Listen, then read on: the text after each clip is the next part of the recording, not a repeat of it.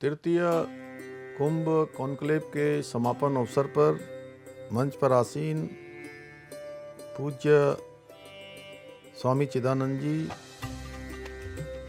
श्री अशोक मेहता जी और आज इस कार्यक्रम के सूत्रधार श्री सौरभ पांडे जी, निदेशक आईटीसी, प्रोफेसर आरएस वर्मा जी, आदरणीय चंपत राय जी, श्री अवनीश अवस्थी जी, सलाहकार माननीय मुख्यमंत्री उत्तर प्रदेश एवं सभी उपस्थित अतिथिगण, सभी आए हुए महानुभाव भाइयों एवं बहनों, सर्वप्रथम मैं इंडिया थिंक काउंसिल में पधारे आप सभी विद्वजनों, संत महात्माओं एवं भारत की सनातन परंपरा के आप सभी संभावकों का प्रयागराज की इस पुण्य भूमि में हार्दिक स्वागत एवं अभिनंदन करता हूँ। मेरा सौभाग्य है कि मुझे माँ गंगा, माँ यमुना और माँ सरस्वती के संगम की इस पुण्य धरा पर आयोजित कुंभ कॉन्क्लेव में आप सबके साथ जुड़ने का, विचार साझा करने का शुभ अवसर प्राप्त हुआ है। ये कुंभ कॉन्क्लेव भारतीय सनातन संस्कृति, सभ्यता और आधुनिकता के मूल्यों को वैश्विक स्तर पर प्रस्तुत करने का एक प्रभावशाली मंच है। मैं इस अद्वितीय आयोजन के लिए इंडिया थिंक काउंसिल की पूरी टीम को हृदय से बधाई देता हूँ। भाइयों बहनों, त्रिवेणी की ये भूमि न केवल गंगा, यमुना और सरस्वती जैसी पवित्र नदियों की संगम स्थली है, बल्कि हमारी सनातन संस्कृति, आस्था और आध्यात्मिक परंपराओं का भी संगम है। यहाँ होने वाला एक धार्मिक स्नान या पाप केवल एक पाप मुक्ति का अवसर मात्र नहीं है, बल्कि एक ऐसी सनातन परंपरा है जो व्यक्ति को आत्मिक, वैचारिक और मानसिक शुद्धि प्रदान करती है। जैसा कि हम जानते हैं कि सनातन धर्म संस्कृति मात्र एक पूजा पद्धति नहीं, बल्कि जीवन जीने का एक ऐसा मार्ग है जिसमें प्रत्येक प्राणी के कल्याण की भावना निहित है। हमारी संस्कृति वसुधैव कुटुंबकम की जिस भावना पर आधारित है, उसमें समस्त विश्व को एक परिवार के रूप में देखा जाता है। कुंभ का आयोजन भी हमारी इसी विचारधारा का प्रतीक है, जहां देश विदेश से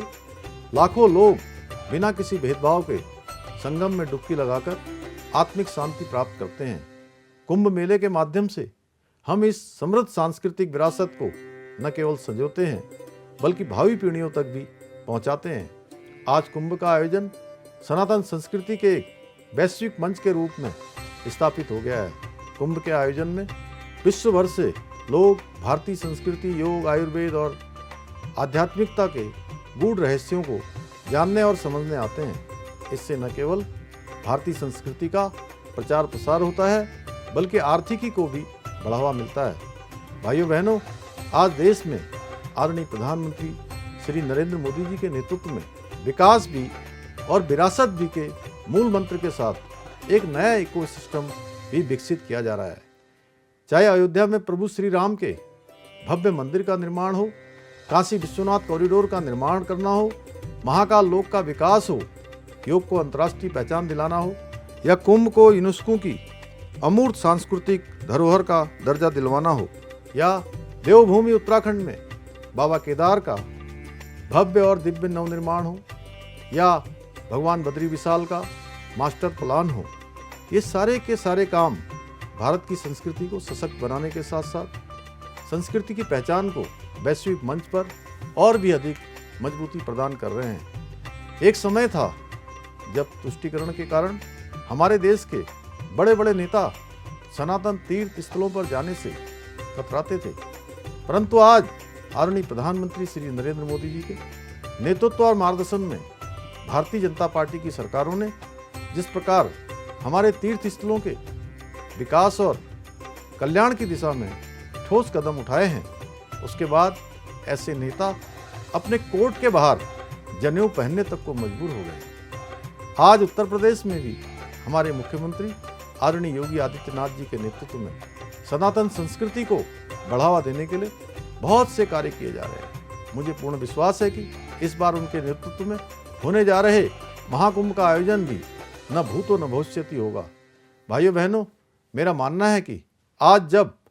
आधुनिकता हमारी परंपराओं को चुनौती दे रही है, तब कुंभ जैसे आयोजन न केवल हमें अपनी जड़ों से जुड़ने में मदद करते हैं, बल्कि हमें समाज में सकारात्मक बदलाव के लिए भी प्रेरित करते हैं। मैं आशा करता हूं कि